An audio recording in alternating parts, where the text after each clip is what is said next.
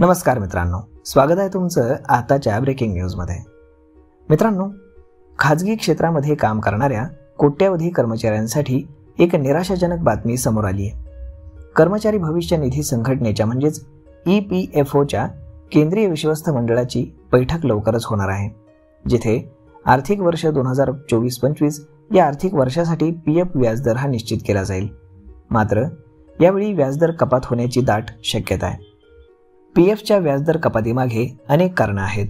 सध्या EPFOच्या मोठ्या प्रमाणामध्ये गुंतवणूक या शेअर बाजार आणि बॉन्ड मार्केटमध्ये आहेत, परंतु गेल्या काही महिन्यांमध्ये बॉन्ड उत्पन्न आणि शेअर बाजारातील परतावा कमी झालाय, त्यामुळे EPFOकडे कमी नफा जमा झालाय। याशिवाय EPF खात्यांमधून जास्त प्रमाणामध्ये पैसे हे काढले गेलेत, त्यामुळे व्याजदर कपात करण्याचा विचार सध्या केला जातोय।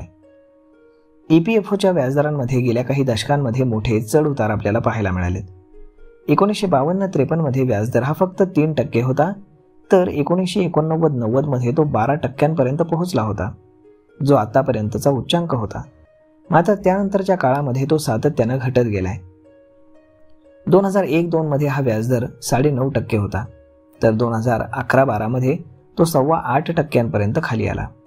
2021-22 मध्ये हा दर 8.10% होता, तर 2023-24 मध्ये हा दर 8.25% वाढला होता।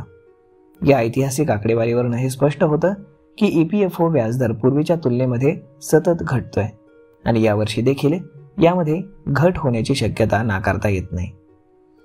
जर व्याजदरामध्ये कपात झाली तर EPF ठेवीवरती मिळणाऱ्या व्याजामध्ये घट होईल, ज्यामुळे कर्मचाऱ्यांच्या भविष्य निधी अपेक्षेपेक्षा कमी वाढ होईल।